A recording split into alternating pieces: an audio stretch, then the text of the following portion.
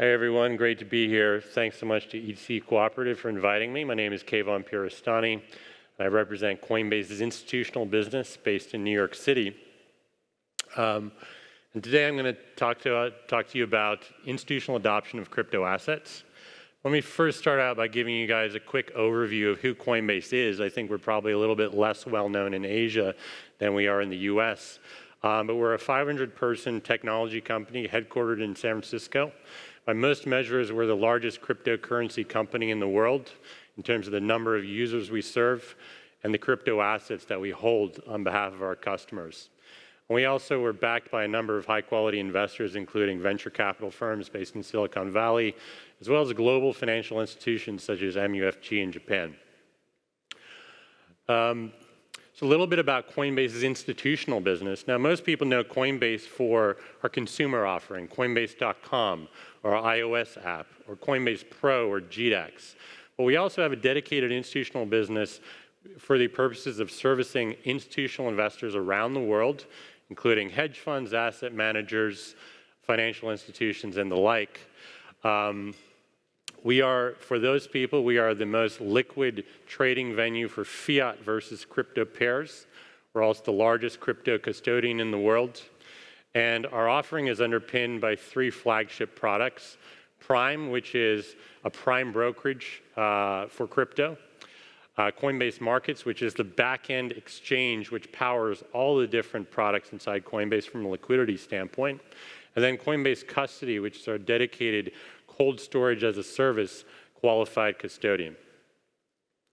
And then just a little bit about me. I actually spent most of my career in Asia prior to joining Coinbase about a year ago, doing equity derivative sales in Hong Kong and Tokyo.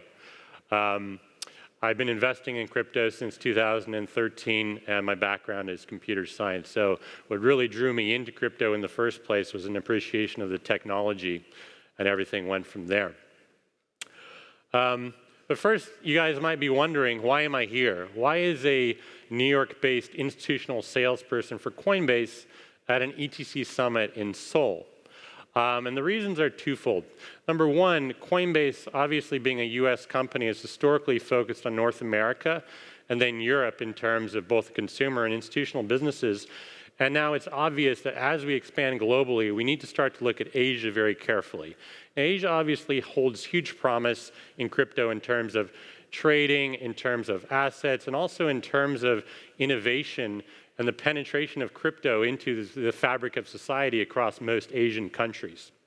And so for that reason, Coinbase is looking at Asia on two fronts. First, from a consumer standpoint, Coinbase has already announced that we're entering Japan. We have an office in Tokyo, and we're looking to launch Coinbase Japan next year, and it's going to be mainly a consumer offering similar to Coinbase.com in the US. But at the same time, we're also pursuing the institutional opportunities in Asia. That's what I'm heading up, and this is going to be to serve institutional investors across the region. The second reason I'm here is with regard to ETC, Ethereum Classic. As most of you know, Coinbase recently listed Ethereum Classic across all our platforms, and for the first time, putting Ethereum Classic in the hands of many retail investors, particularly in the US, that otherwise wouldn't have an easy means of purchasing Ethereum Classic because they're not necessarily as crypto savvy as many of the investors that trade on other exchanges. So we think we've put Ethereum Classic into a brand new investor pool and created new liquidity. I also wanted to use Ethereum Classic as an example to highlight the way Coinbase thinks about adding new assets to the platform. And I think Coinbase differs from many other crypto exchanges out there in that we don't have as many assets and we think about things a little bit differently. So given the large number of retail investors that Coinbase serves, we have a very high bar when it comes to thinking about what assets we want to put on the platform. We have internally what's called a Digital Asset Committee, which is a small group of people that make decisions about what assets we want to put on the platform. When they make those decisions, they announce those decisions both internally and externally at the same time to reduce the possibility of information leakage or trading ahead of any of these decisions. The other thing we have which guides our thinking here is a framework called the Digital Asset Framework, which is effectively a rubric for how we think about what does quality mean in the context of a crypto asset. This includes things like obviously quality of the team, the technology, and the security underlying a crypto asset, but also things like marketplace adoption, and also the legal and regulatory status of that asset. So when we looked at Ethereum, and when we were thinking about what asset we wanted to add next, we liked Ethereum Classic because, number one, from a market adoption standpoint, wallets, exchanges around the world readily support it, and many of our customers were asking us to add it. The second thing is, from a regulatory and compliance standpoint, since the SEC came out a few months ago and said that Ethereum is not a security, that gave us comfort to know that Ethereum Classic is also not a security, and therefore would be low risk to add from a compliance standpoint. And last but not least, adding Ethereum Classic to the platform from an engineering perspective was relatively easy. This is, again, a point where we differ from some of our exchange competitors in the sense that because Coinbase prizes safety and security of the customer asset above all else, when we add a new asset to the platform, there is quite a laborious engineering process involved, not only in terms of hooking it into the blockchain, but also in terms of hooking it into our hot wallet and our cold storage, inside which 98% of all customer assets are held, in order to make sure that once that asset is on the platform, it is incredibly safe and secure from top to bottom. And so when we looked at Ethereum Classic, again, because we already support Ethereum, all of those engineering challenges were made relatively easier. So that was hopefully some insight into how we think about adding assets to the platform and why we chose Ethereum Classic to be the 5th asset on the platform now. And we've already announced that we're considering many more assets, and please look for us to be making announcements about that over the coming months. So switching gears a little bit here, what I came to talk about today is some of the trends we're observing mainly in the US and Europe in terms of institutional adoption. And I believe that many of these trends are also playing out here in Asia, or will start to play out. And I'll start out by talking about why institutional participation in the global crypto markets matters. For people like me who come from an institutional trading background, the answer to that might be a little bit obvious, but for other folks, the answer may not be, so I think it's worth touching on. Institutional investors, because they trade and invest for a living, have relatively higher standards about what they expect in terms of quality, in terms of infrastructure, in terms of what constitutes something of value. And so when institutional investors come into the crypto space, it helps validate and show the world that crypto is real, it's legitimate, and that the biggest players in the world are taking it seriously. So it's a signaling effect. The second thing that institutional investors bring to the crypto space is increased diversity. Like any ecosystem, and particularly in trading ecosystems, the more diverse participation you have, the higher quality the ecosystem is. And at the moment, crypto is still very much a retail-led asset class. And we think institutional participation will be there to mean that when the retail herd decides to buy, institutional investors will be happy to sell, and vice versa. And that helps dampen volatility and creates a healthier marketplace. It also raises the bar from a market conduct standpoint. A lot of the shady behavior that we observe in crypto today is behavior that is anathema to many institutional investors. So as they enter this market, they raise the standards of professional conduct, which is better for everyone. And finally, because institutional investors demand much more in terms of infrastructure, in terms of service, it raises the bar for providers like Coinbase that when we provide an offering or a technology platform to institutional investors, it has to be that much better to meet their standards, which again means it's going to be better for everyone using the same product. So whenever I walk into, say, a hedge fund or an asset manager in New York and talk to them about crypto, one of the first questions I'll ask them is, what's holding you back? Why aren't you already trading crypto? And again, I think a lot of the answers I'm hearing in New York will probably also be heard around cities in Asia. And the first bucket when people talk about why they're not trading crypto is conceptual, right? Maybe they think crypto is a scam, they just don't believe in it. Or maybe they think it's really interesting and cool technology, but they can't get their heads around things like a valuation basis. And if you can't think about how to value an asset, then you can't think about when is the right time or the right price level to buy or sell that asset.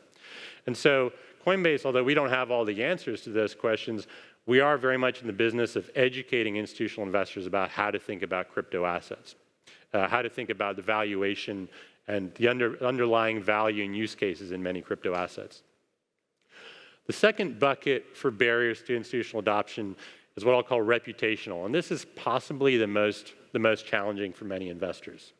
I'll talk to many hedge fund managers who say, look, I love crypto, I'm trading it for my own PA, my own personal account, but I'm not willing to put my fund's money or my investors' money into crypto because I'm worried if something goes wrong, I'll lose my job, or the brand of my firm will be tainted.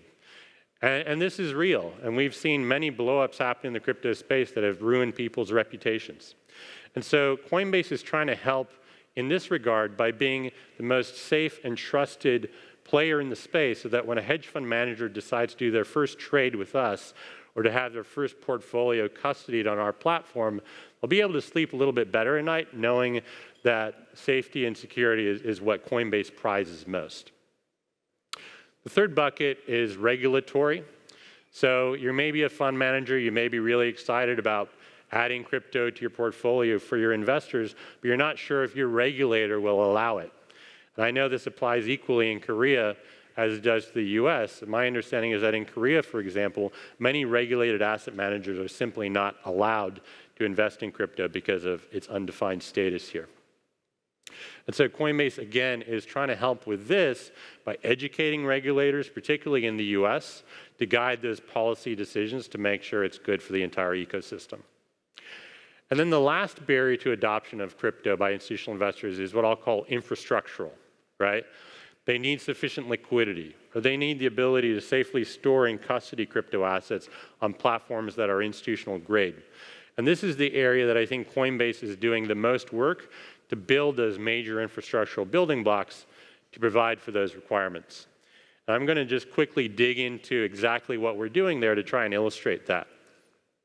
So here is it's a bit of an ugly diagram. I apologize. I drew it myself, so that's why. But this is my attempt to sketch out inside the entire universe of Coinbase's product offerings, what are the product offerings specific to institutional investors. So on the left, you see the platform called Coinbase Prime. This is that trading platform or crypto exchange devoted to institutional investors where they can find their liquidity. It, in turn, hooks to Coinbase Markets, which is that centralized marketplace or matching engine that serves all the different trading platforms inside Coinbase. And then separately, we have this platform called Coinbase Custody, which is a dedicated cold storage as a service offering, again, only for institutional investors. And so these are what we believe to be the necessary building blocks for institutional adoption of crypto. If you have a prime brokerage front end, Coinbase Prime, to provide access to the market, as well as eventually things like margin finance, leverage, borrow and lend. If you have secure, qualified custody, cold storage offerings, and if you have a high-performance back-end exchange, a low-latency, co-location-capable matching environment, we think these are the core of what you need to build a healthy marketplace. This is just a quick chart showing Coinbase's exchange liquidity versus our competitors, other exchanges who serve US customers and are regulated. We're generally #1 market share, as I said before, in terms of fiat versus crypto turnover. I just want to touch on custody briefly. So I'm sure many of you have heard that custody is so important to institutional investor adoption, but may be curious as to why that is. What's so special about custody? The first thing is that in most countries, and certainly in the US and also in Korea, regulators require large asset managers who are holding investments on behalf of other investors to store those assets in some sort of regulated platform that they'll generally call a custodian. And in the US, it's called a qualified custodian. And these rules are delineated by the Investment Act of 1940 and overseen by the SEC and FINRA.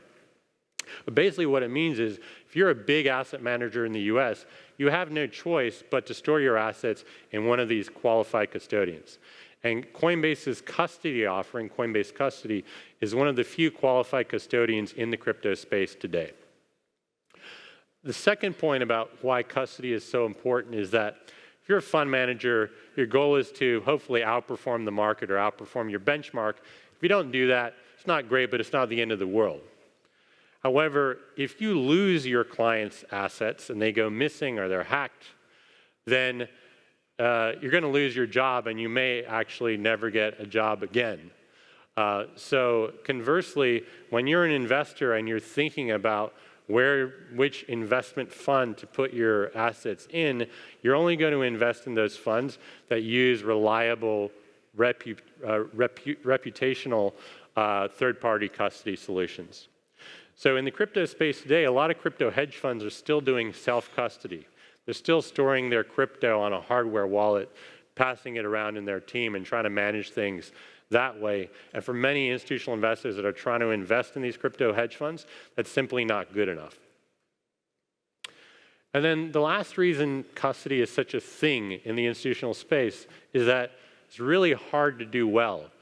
And at Coinbase, I know that because we've been doing it for 6 years at scale, longer than pretty much anyone else in the market, and it hasn't been easy, and we've devoted enormous engineering as well as legal and compliance resources in order to get it right. The reason it's so hard is that unlike most financial assets, crypto assets are bearer instruments. If you hold that instrument, you own it, and there's nothing out there, there's no registry anywhere to say otherwise.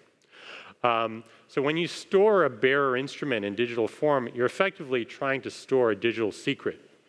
And as we see time and time again, when credit card information is stolen from Walmart or when information leaks from Facebook, storing secrets in the digital domain is incredibly hard.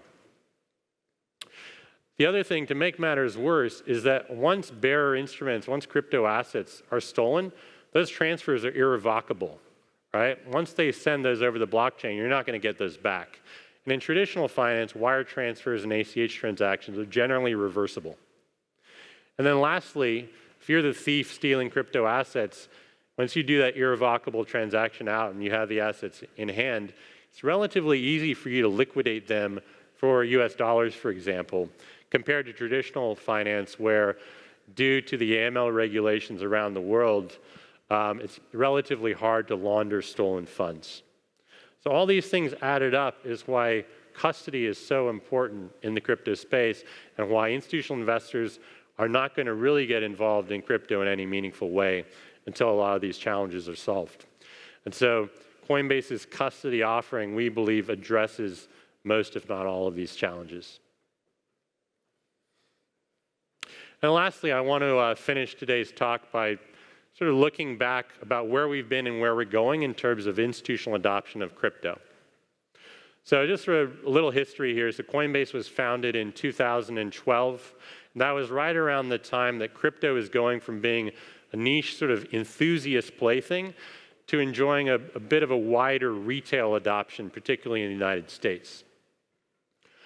And then into 2015, we observed high net worth individuals as well as market makers and proprietary trading firms, again, many of them in the US, starting to trade crypto on a higher volume basis. So we built this platform called GDAX to cater to them. And then into 2017, the crypto hedge fund phenomenon became a thing. And so again, we served those customers through our GDAX platform. And then into the end of 2017, when the Bitcoin futures by the CME were announced, this concept of institutional adoption of crypto assets became really big. And we started to see traditional hedge funds as well as global financial institutions entering the crypto space, and for the first time directly handling crypto as opposed to just a futures product or some other financial product on crypto. And we think these trends will continue. We think in the next 3 to 5 years, we're going to see more traditional hedge funds and asset managers, as well as asset allocators like pensions and endowments, start to directly invest in crypto as opposed to, say, a derivative on crypto or a fund on crypto, although they'll do those things as well. And so Coinbase wants to be here to provide all the products and services to these investors as we go along.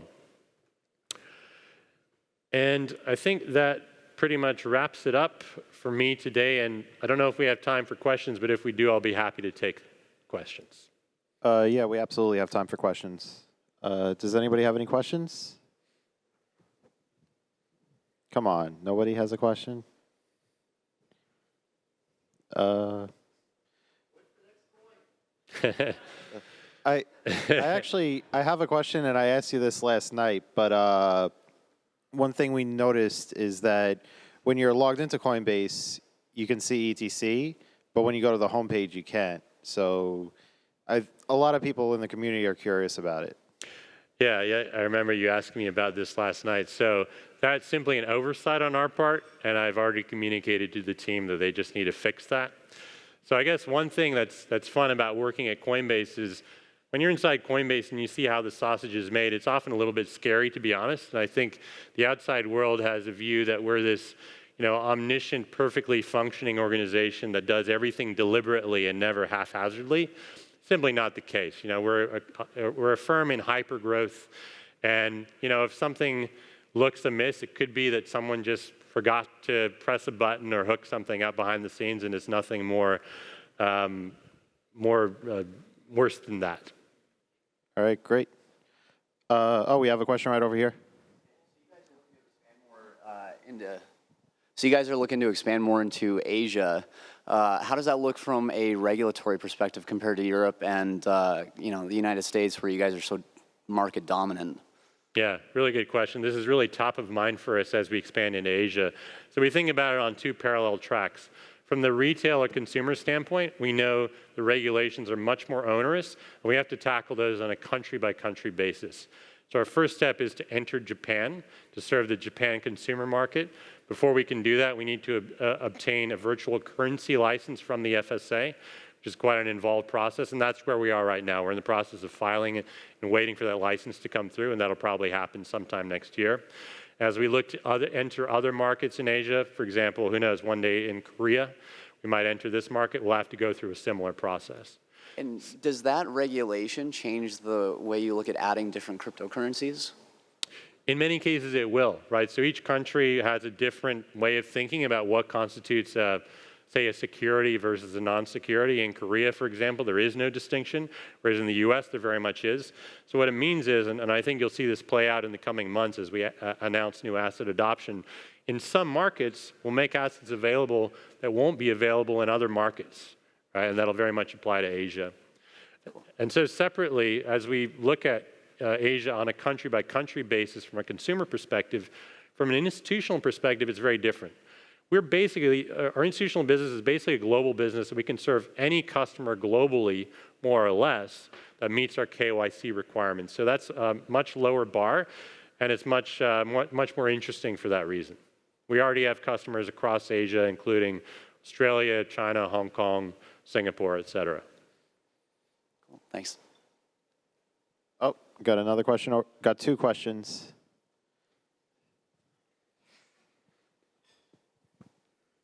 Yeah, okay. Yeah, I know you're pretty much talking about institutional side of things, but from the retail perspective, in Australia, you can only buy the crypto, but you can't sell. So is that a regulatory issue there? And if so, will you encounter the same issues in China and places alike?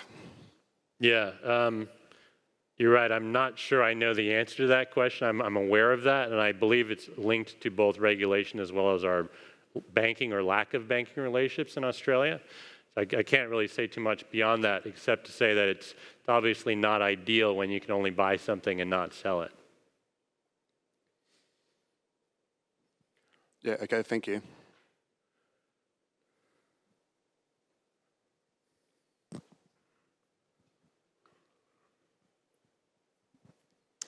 I might have missed it on your chart, which actually I thought was really nice, beautiful chart. What role do investment products play today and in the future? You mean in terms of, say, ETFs or funds or? Yeah, especially relative to all the work that you guys are doing to make investing direct possible and safe. Yeah, it's a really good question. And we do think a lot about that, and I think our overall stance on that is very open and constructive in the sense that we not only want all these sort of universe of traditional financial product players to enter crypto, ETF providers, futures providers, CFD derivatives, you name it, but we also want to do some of that stuff ourselves. And we believe the pie is big enough and growing fast enough that there's no notion of sort of balkanization of the market, that all of these things will actually make the pie bigger and make a rising tide lift all boats, make it better for everyone, including folks like Coinbase who stand the most to gain by seeing the success of crypto as a thing. Does that answer your question? Yep. All right. Anyone else? You're still free to ask questions if you want. Okay, we're good. Thank you very much, Kayvon.